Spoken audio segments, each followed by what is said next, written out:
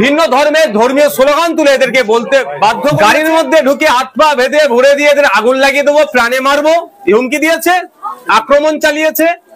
একটি ব্যক্তির মাথায় 8টি সেলাই হয়েছে, শারীরিক অত্যাচার করেছে, ধর্মীয় বিদ্বেষমূলক কথা বলেছে। এরা বারবার বলেছে এদের কাছে বৈধ কাগজ আছে, যে এরা বৈধভাবে পশুটা কিনে নিয়ে এসেছে। একজন আবার চাষবাসের জন্য বলদ কিনে নিয়ে এসেছিল 2টি, বলার পরেও এদের উপর আক্রমণ চালিয়েছে।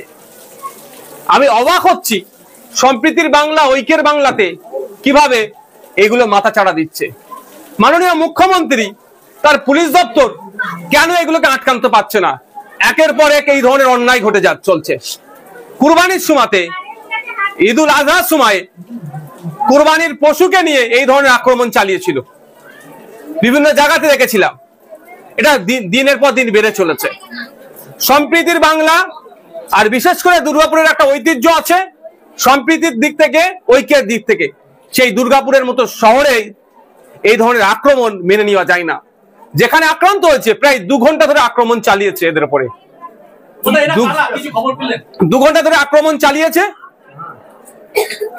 সেই সময় যেখানে আক্রমণ হচ্ছে, প্লেস অফ অকারেন্স থেকে কাছাকাছিতে থানা ছিল, থানার পুলিশ এসে উদ্ধার করেনি।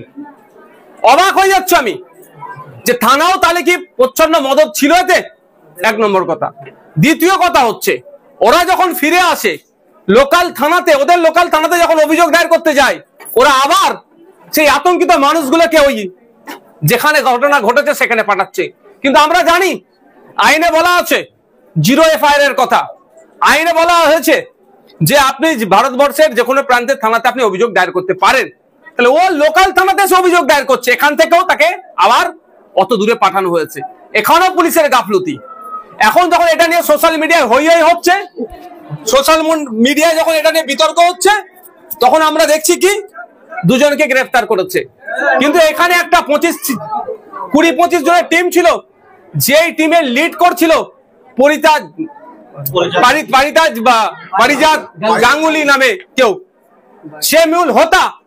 সে নিজেকে এখানে বাহুবলী দেখাতে চেয়েছিলেন এবং দাঁড়িয়ে থাকার জন্য মুসলমানদেরকে জিহাদি ঘুষপেটিয়া বলছেন। একাধিক ধারায় তার সেকশনে তার মামলা হওয়া দরকার। এখনো পর্যন্ত ওই কালপিটটাকে গ্রেফতার করতে পারেনি। আমি এখানে এসে গ্রামের মানুষকে নিয়ে 1 সপ্তাহ টাইম দিয়েছি, 1 দিন 2 দিন না, 1 সপ্তাহ টাইম দিয়েছি। যদি ওই কালপিট গুলোকে গ্রেফতার না করে, এই সামাজিক ব্যাধিগুলোকে, সমাজের ভাইরাস গুলোকে না গ্রেফতার করে, তাহলে সমাজের সর্বস্তরের মানুষকে নিয়ে ওই ভাইরাস গুলোকে আমরা গণতান্ত্রিক প্রক্রিয়ায় নির্মূল করব। আর এটা ধর্মীয় বিদ্বেষ থেকে এসেছে। ধর্মীয় দুটো ধর্মের মধ্যে, দুটো জাতের মধ্যে লড়াই লাগানোর জন্য এই অপকর্ম করেছে। আমি গ্রামের মানুষকে বলেছি, যারা আক্রান্ত তাদেরকেও বুঝিয়ে বলেছি যে এটা আমরা ধর্মীয়, ওরা যে খেলায় খেলতে চাচ্ছে সে ফাঁদে আমরা পা দেব না।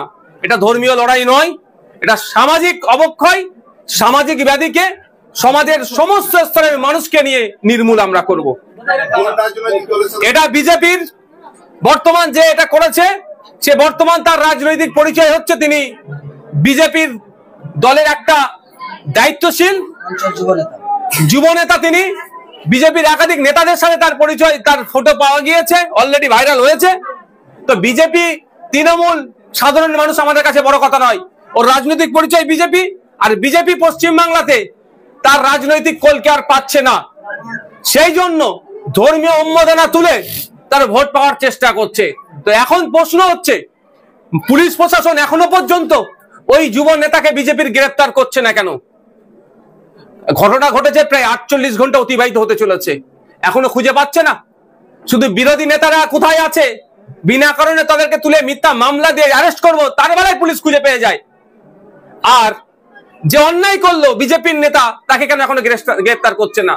এই প্রশ্নটা থেকে যাচ্ছে। আমি এটাও বলি আপনাদের, আমরা মুখ্যমন্ত্রীর কাছে চাইছি prevention of violence, prevention of communal and targeted violence act পশ্চিমবাংলায় আনতে হবে। এই গণহত্যা সাথে সাথে এই মব লিঞ্চিং পশ্চিমবাংলাতে বন্ধ করতে হবে। আমরা আশা করব যে আগামী দিনে পশ্চিমবাংলার এই সম্প্রীতির মাটিতে, ওই ঐক্যের মাটিতে এই ধরনের অপকর্ম আর হতে দেবে না প্রশাসন। দেখুন, প্রশাসনের একটা শাখা আছে গোয়েন্দা বিভাগ, তাদের কাজটাই হচ্ছে কোনো ইনসিডেন্ট ঘটার আগেই তারা পুলিশকে ইনফর্ম করবে, পুলিশ এসে সেটাকে ইনসিডেন্টটাকে ঘটতে দেবে না। দুর্ভাগ্য আমাদের, থানা 2 কিলোমিটারের মধ্যে থাকলেও 2 ঘন্টা ধরে এদের অকথ্য অত্যাচার চললেও এদেরকে গরু ছাগলের মতো রাস্তায় হাঁটিয়ে নিয়ে গেছে, শারীরিক অত্যাচার করেছে, ধর্মীয় বিদ্বেষমূলক কথা বলেছে। এত কিছু জানার পরও পুলিশ আসলো না কেন, এই প্রশ্ন থেকে যাচ্ছে। এটা পুলিশের গাফলতি, পুলিশ মন্ত্রীকে দায়ী নিতে হবে। শুভেন্দু অধিকারী আজকে একটা ফেসবুক পোস্ট করেছে, সেখানে লিখেছেন যে দুর্গাপুরের ঘটনায় পুলিশ তৎপর হয়েছে, 2 জনকে গ্রেফতার করেছে, কিন্তু কলকাতায় তাদেরই এক কর্মীকে নৃশংসভাবে মারধর করা হয়েছে, সেখানে পুলিশের কেন অ্যাক্টিভিটি দেখা গেল না? আমি প্রত্যেকটা জায়গার ক্ষেত্রেই বলি, আর আগামী দিনেও বলবো, পুলিশকে তৎপরতা দেখাতে হবে। অন্যায়কারীর বিরুদ্ধে পুলিশকে স্ট্রিক্ট হতে হবে, কড়া হাতে দমন করতে হবে। কোন সাধারণ বিজেপি কর্মীকেও যদি অন্যায়ভাবে কেউ মারে, পুলিশের উচিত হবে সে সাধারণ বিজেপি কর্মীর পাশে দাঁড়িয়ে যে আক্রমণ হচ্ছে করলো তার বিরুদ্ধে অ্যাকশন নেওয়া। কিন্তু দুর্ভাগ্য আমাদের, শুভেন্দু বাবু অর্ধ সত্য কথা বললেন। তার দলের যুব নেতা এখনো পুলিশ গ্রেফতার করেনি কেন, সে দাবিটা তো তুললেন না। তিনি লিডার অফ অপোজিশন, তার উচিত ছিল দুর্গাপুরে যেভাবে সংখ্যালঘু মুসলিম সম্প্রদায়ের উপরে আক্রমণ চালিয়েছে, এটাকে নিন্দা ধিক্কার জানানো বলা দরকার ছিল, এবং এই কাণ্ডের সাথে যারা যুক্ত তাদের প্রত্যেককে দৃষ্টান্তমূলক শাস্তি হোক, এই দাবিটা তার করার দরকার ছিল। এগুলো করেনি। আজকে গল্প শোনাচ্ছেন ওনারা, এই যে বিজেপির এই যুব নেতাদের নেতৃত্বে যে আক্রমণ চালিয়েছে।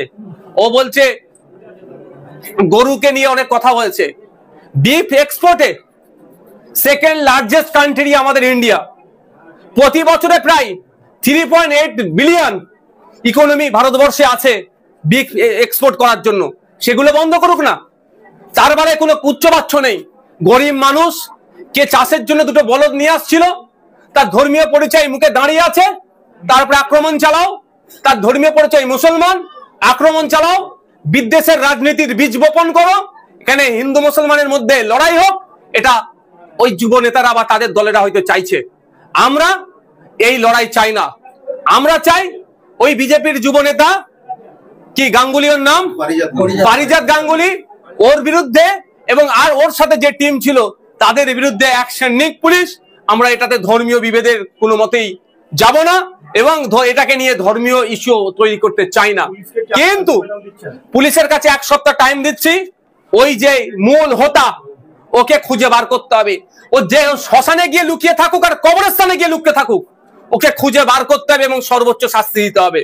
আমরা ভুলে যাচ্ছি না মেটিয়াপুর যে রামনগর থানার কথা, যে মূল হোতা এখনো তাকে কিন্তু গ্রেফতার করেছে বলে আমার জানা নাই। যে রাতের অন্ধকারে ওখানে তুলসী গাছ লাগিয়ে হিন্দু মুসলমানের ঐক্যকে বিনষ্ট করার চেষ্টা করেছিল, তার পরিবর্তে সংখ্যালঘু মুসলমানদের বাড়িতে গিয়ে রাতের অন্ধকারে দরজা ফরজা ভাঙচুর করেছে এই পুলিশ। সুতরাং নতুন করে এটা হতে দেব